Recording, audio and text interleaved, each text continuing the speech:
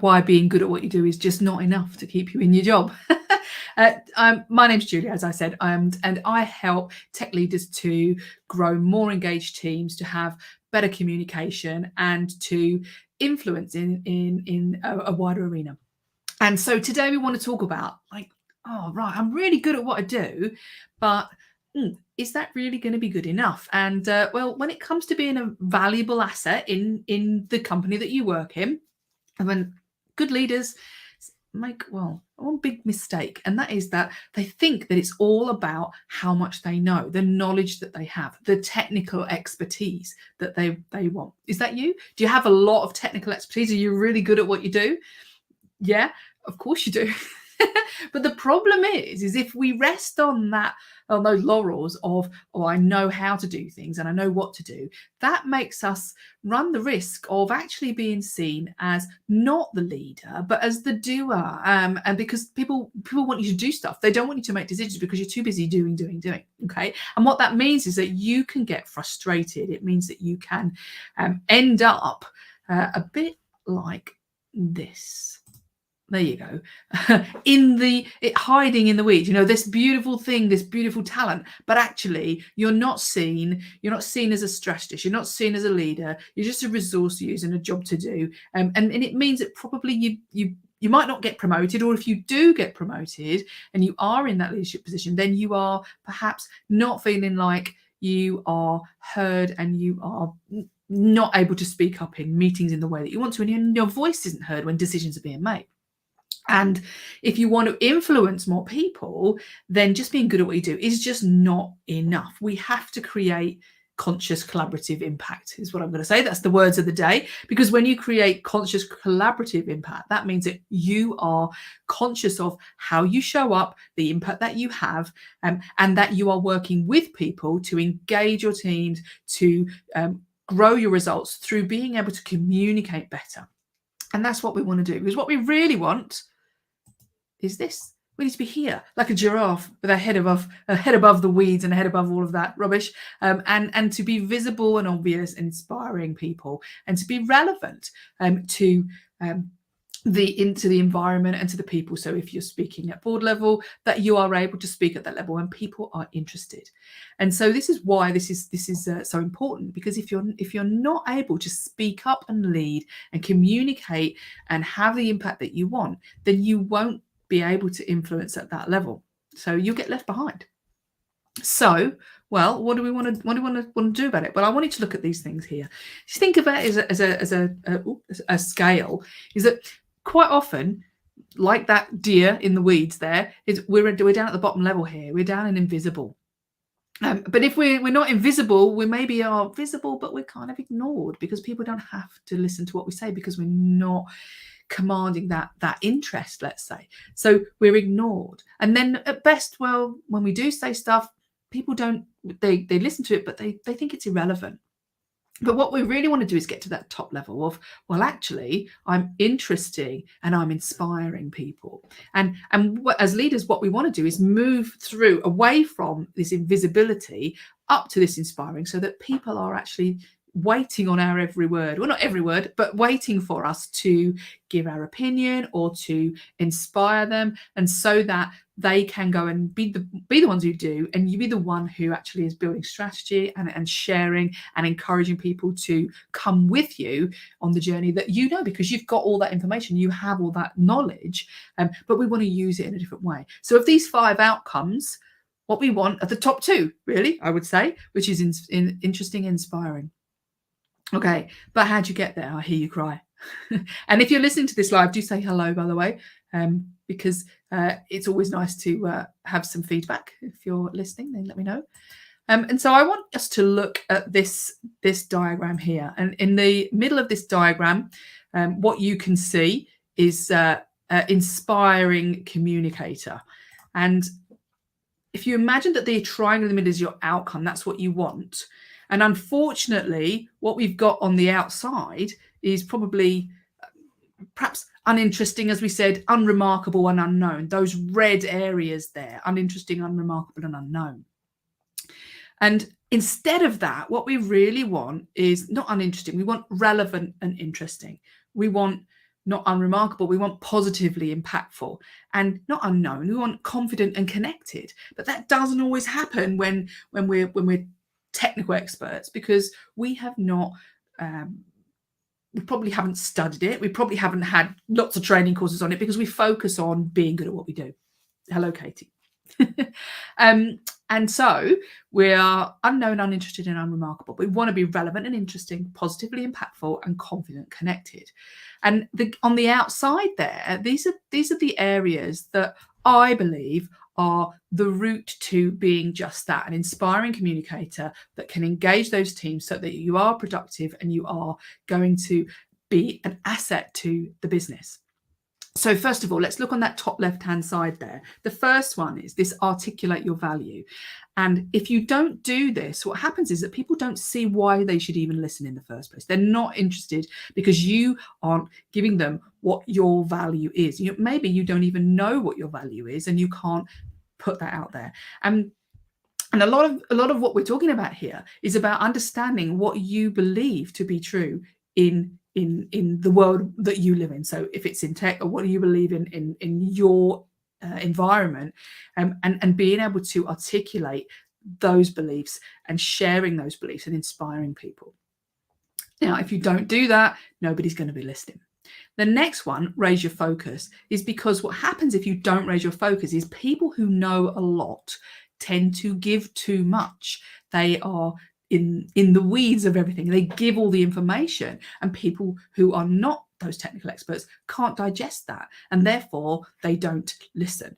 So what we want instead is we want to raise our focus, and we're going to talk about that a little bit, so that people can actually understand at the level that we're talking about.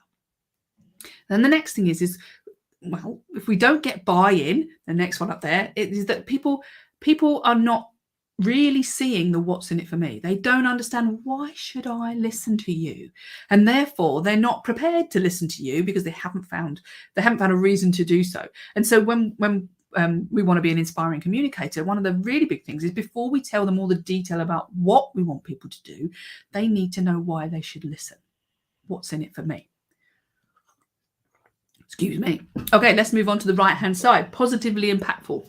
Well, first of all, on the first one there, green, is know your levels. We need some feedback, because if we don't do this, we might think that we're really good at communicating and we're not. We might think that we've got our point across and we haven't, or we might think that our behavior, the way we show up is great when it isn't. And so when you know your levels, you can actually really then start to understand, what impact am I actually having here?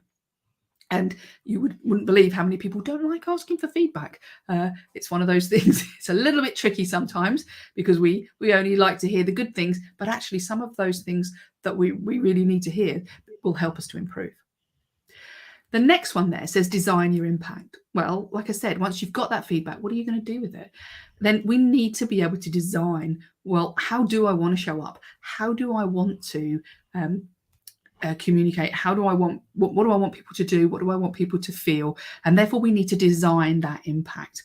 And we do that in our Confident Communicator program with the Conscious Impact Initiator, because we need to design what we want.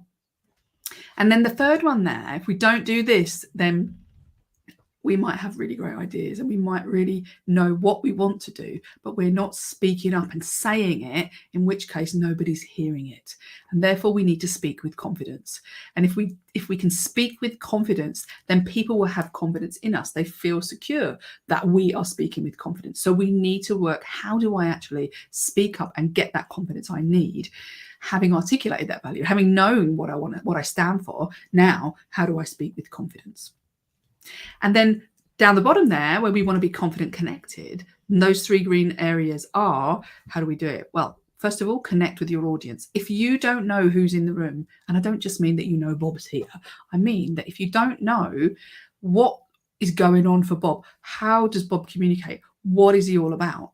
Then you can't tailor and design your impact until you have connected and understood your audience.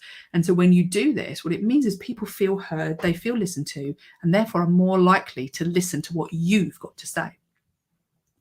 The second one there says build relationships, which goes hand in hand with connecting with your audience. And that is that if if I don't have a relationship with you, I'm human. I don't know about you, but I probably are. But humans need connection, yeah. So we get connection, but they also need to feel safe. They need to trust, and they need to want to be around you. So we need to build those relationships. With people, so that when we do want to share our ideas, when we do want to influence people, then we have those relationships in place so that they will want to hear what we have to say.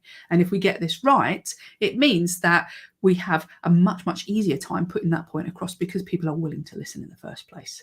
Okay, so on our Confident Communicator course, we show people how to build those relationships and how to connect with their audience so that they can be more confident in saying the things they need to say, in communicating and influencing in the way they need to do so. And this last one on the end here, remove resistance, because I don't know about you, but you know, when you get those kind of awkward conversations and those difficult people that you wish weren't in the room, then we need to work out, how do we deal with that? How do we actually remove the resistance that people have when we have conflict? And so we have a conflict, I can't even say it, a conflict crusher game plan. And I love it, because conflict should be our friend. Because if we can remove the resistance and uncover what's causing the issues or the uncomfortableness, and then remove that, then we pave the way for really easy connection and relationship building as well. So we have to look at some of those difficult conversations, those difficult people that might get in the way, and by being able to understand and empathize with those people. So we need to remove that resistance. And you may say, Julie, that doesn't sound very easy. And it's not if you haven't looked at it in the way we look at it in our program, because what we do is break down, well, what's going on for people? Why do people feel they're in conflict, and how do we remove it? So those are the green areas, the 9 elements that you need to conquer, let's say, or to be able to maximize, so that you are relevant and interesting, positively impactful, and confident and connected. And when you do that, you will be an inspiring communicator. Now, we're not going to go into all of the detail of one of those, but I just want to look at one area. And that one area is the problem with experienced, knowledgeable people, in terms of raising our focus. So what I mean by that is that you can see there it says E equals MC squared, and all that formula is around it. And when you're incredibly knowledgeable, it can be a bit overwhelming for other people, because they haven't got that information. They don't know it, and you have all the detail. And the problem is when we are experienced, we feel the need to tell people everything. And then we completely overwhelm people, and they stop listening. And they may think that we're boring. They want to go back to those things. They think that we're uninterested, and they think that we are irrelevant, because we're just overwhelming, and we're not making things palatable for them. They can't understand it at the level they need to understand it. So what do we do? Thank you. Katie says she totally recommends Julie's courses. Thank you. P.S. I am a real person, not a bot. Paid for a positive review, paid for a course out of my own money. Thank you, Katie. That's very sweet of you. And I'm glad you thought it was worth your money, and it absolutely was. And Katie's done a brilliant job. So when we are going back to our thing, when we are experienced and knowledgeable, and we perhaps are not naturally born communicators, we tend to stay down in the weeds of the detail. And the problem with that, as I said, is that people cannot grasp what is you're saying, because it's all just too much. So the one thing I want to talk about today, because we did say we're only going to do 15 minutes, is I want to talk about this, the right chunk. And Katie knows I like a bit of chunking. And that's a chocolate bar, obviously. But what I'm talking about is chunking information into the right sized piece, i.e. talking at the right level. So if somebody wants to know how to do something, then you're going to be at the detail level when you're showing somebody the way in which they have to do something. But that's not necessary when you want to influence decisions, when you want to influence people. What they need, as we said, is to know the why. They need to know less detail, more reasoning, more understanding of why. And I'm going to give you an example of what I mean, is that think about what car you drive, okay, and think about why you drive it.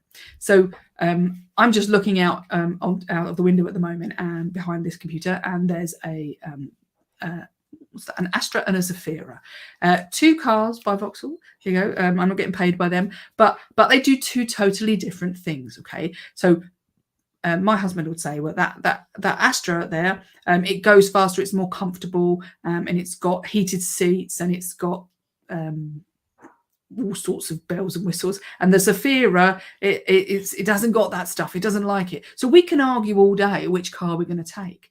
But if we ask ourselves the question, what's the purpose of a car, or purpose of what journey we're going on, then the purpose of the car is at a higher level. Okay, and it's more chunked up. And we can say, well, actually, the purpose of the car is to get us to where we want to get to. So when you're thinking about the level of detail that you need to give people, and you're chunking your information, we're saying that don't break it up into tiny, tiny pieces, like arguing over whether or not you want to take the Astra or the Zafira, or you want a black car, or you want a grey car, or any of those things. Is think about what is the purpose of it. And we'd say, well, if you want to go on holiday, we're going to need to put all the bags in, and therefore we're going to take the bigger car, the one with the bigger boot. Yeah. And then it means that we don't have to argue down in the weeds. We look further up, and we get people to understand that chunk at a much higher level. So I think that what we need to do is we need to ask ourselves the question, what level am I naturally talking at? And ask yourself the question, is it too much detail? Is it not enough detail? Am I too pie in the sky, let's say, and I'm too much about the reason why, and people don't understand how? Or is it that I'm giving too much how before I've even talked about the why? So the chunk of the information, excuse me a second. Ooh, the chunk of the information is very, very important. And we want to raise your focus to be able to, hang on. Oh dear. There we go. We want to raise your focus so that you can come in at the right level, so that people will be listening and to be able to digest what you're going to say. So that's just one area of our inspiring communicator model, and all of the other areas are areas that we cover in our programs. So if that's something that you think, do you know what, Julie, actually I could do with a little bit of help with that, then give me a shout, message me. If you would like a copy of the slides, then you can message me, and I will be happy to furnish you with that. And if you have any questions about how you can work with me, then again, just message or email me at julie@thinkbedoleadership.com. Thank you very much for this. What was supposed to be 15 minutes, I've just gone a couple of minutes over, looking into one area of the 9 elements that we need to cover to become an inspiring communicator, so that we aren't just the technical expertise that we have, but we are a confident, inspiring communicator that can engage the team and inspire the people around us to make better business. Thank you very much, everyone. And we will be doing another subject next week. So please do log on again, and we will see you there. If you aren't already a subscriber to the newsletter, then please do so. Let me just see. Oh, I haven't got the link with me, but Growing Leaders in Business is the name of our newsletter on LinkedIn. So by all means, please do sign up for that, and you'll get weekly updates on that. Okay, so thank you very much, and all the best of luck for the rest of the week. Take care.